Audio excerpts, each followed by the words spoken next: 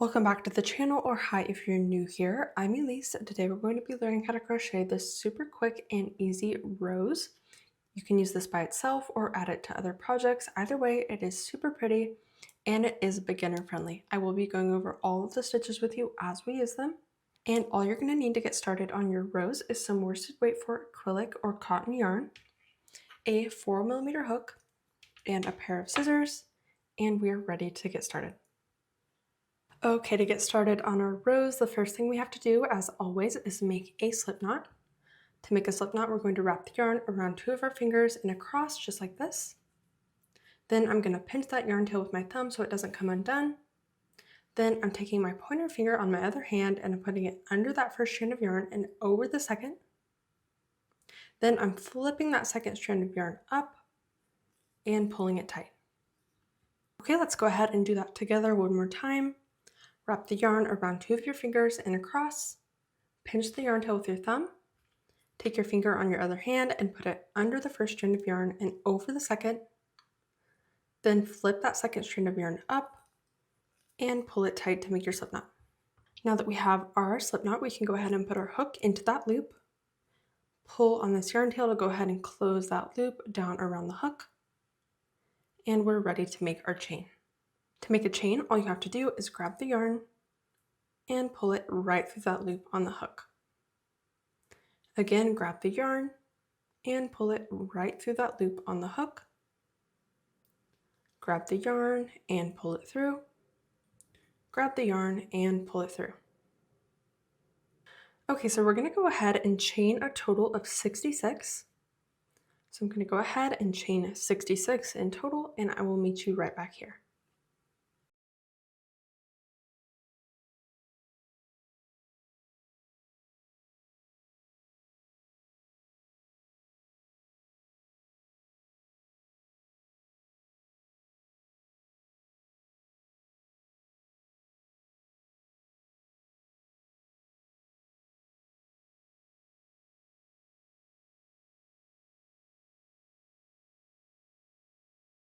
Okay, now that we have all 66 of our chains, we're going to go ahead and make a double crochet into the 6th chain from the hook. So go ahead and count down 1, 2, 3, 4, 5, and 6. So our double crochet is going to go right there in the 6th chain from the hook. To make a double crochet, we're going to yarn over, put our hook into that chain, yarn over and pull up a loop so that you have 3 loops on your hook. Yarn over and pull through the first 2 loops. Yarn over and pull through the next 2 loops. Okay, then we're going to skip over the next 2 chains and make another double crochet into the next chain. So going into that 3rd chain, yarn over and pull up a loop, yarn over and pull through 2, yarn over and pull through 2. Now I'm going to chain 2, 1 and 2, and then I'm going to put another double crochet into that same chain. Okay, we're going to skip over the next 2 chains, put our next double crochet into that 3rd chain, just like that, chain 2, and put another double crochet into that same chain. We have these little V's. We're going to go ahead and repeat that all the way down our chain. Skip 2, do your next V into the 3rd chain, so make your first double crochet, chain 2, and make a second double crochet into that same chain. Skip 2 and do the same thing and repeat it all the way down.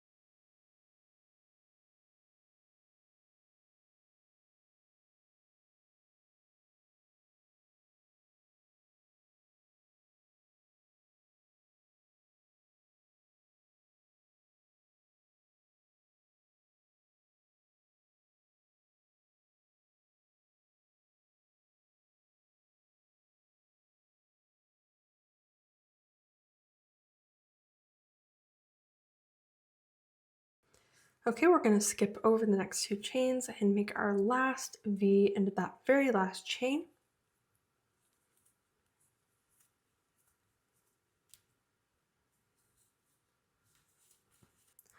To start on row 2, we're going to chain 3. 1, 2, and 3. That is going to count as 1 double crochet. I'm going to flip my work over so I can work the next row back down in the opposite direction. And for row 2, we're going to be working into those chain 2 spaces right here.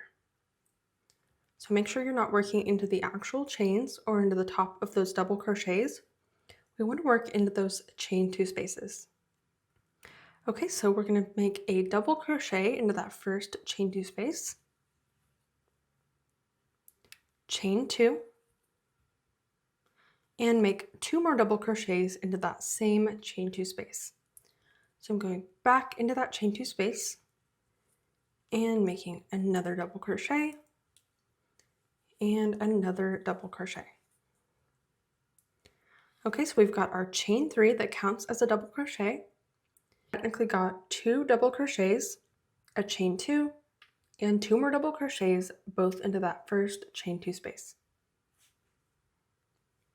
Okay, we're going to go ahead and do the same thing right here into the next chain 2 space. So make 2 double crochets,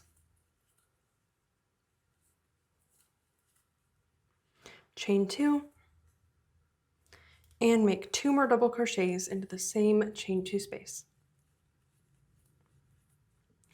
Working directly into the next chain 2 space, we'll make 2 double crochets,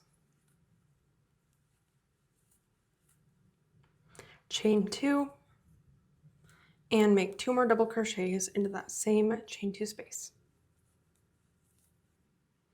Okay, so we're just going to repeat that all the way down for the rest of the row, making 2 double crochets, chain 2, and 2 more double crochets into every one of our chain 2 spaces.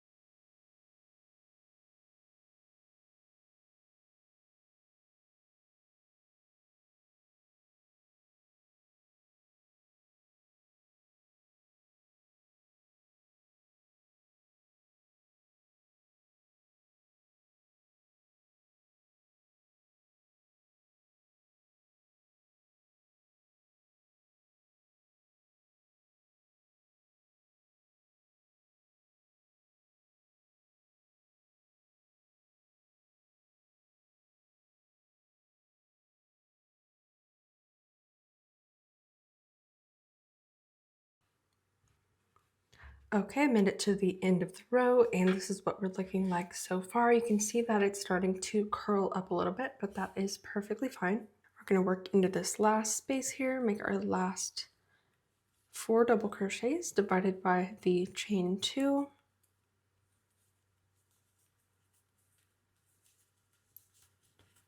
Just like that. Okay, and we are ready to work on row 3, which is going to be our last row. We'll start row 3 by chaining 2. This time it is not going to count as a stitch. We're going to flip our work over so we can work back down in the opposite direction. And we're going to start by working 7 double crochets right here into this first chain 2 space. So there's 1, 2, 3, 4, 5, 6, and 7.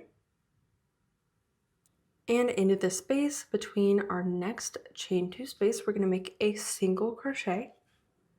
So we're going to go into that space, yarn over and pull up a loop so that you have 2 loops on your hook. Then yarn over and pull through both of those loops on the hook to make your single crochet.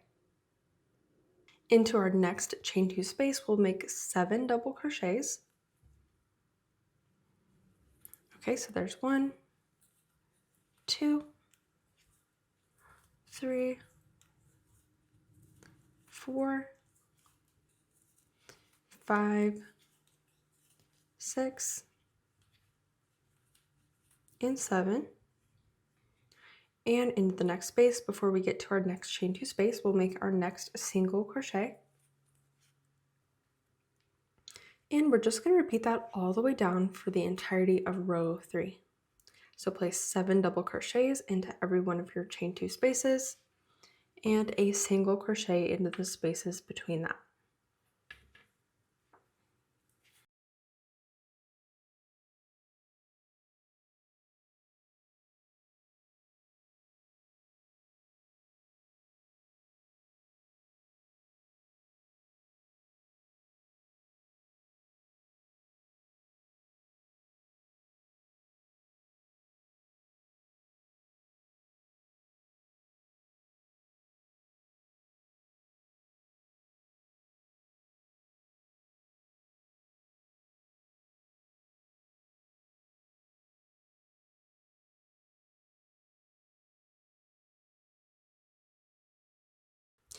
Okay, once you've made your last 7 double crochets into that last chain 2 space, we're going to go ahead and go right here under that chain and make our last single crochet. And we are all done, so now all we have to do is tie off and roll it up. So we're going to go ahead and chain 1, cut the yarn, pull that right up through that chain that you made and pull it tight. And then you can go ahead and weave in these yarn tails. Okay, so this is what we have so far. So we are ready to go ahead and roll up our flower. Okay, so there's 2 ways that you can roll up your flower and they'll give you a different look either way. So if you look at your petals here, we can see that we have a right side where these stitches at the top face you, and we have a wrong side where you can't see the top of those stitches. So if you start rolling your flower up with the right side facing you, you're going to have a lot more of a condensed, tight look to your flower. I'll go ahead and roll this up so you can see what I mean.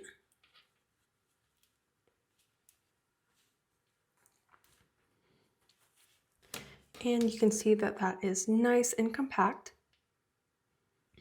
You can kind of mess around with it until you're happy with the way it looks. And your other option is going to be to start rolling your flower with the wrong side of your petals facing you. And this is going to make your flower a lot more open looking.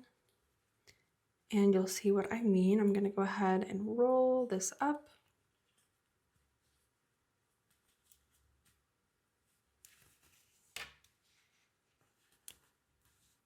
And you can see now that the petals fold out a lot more.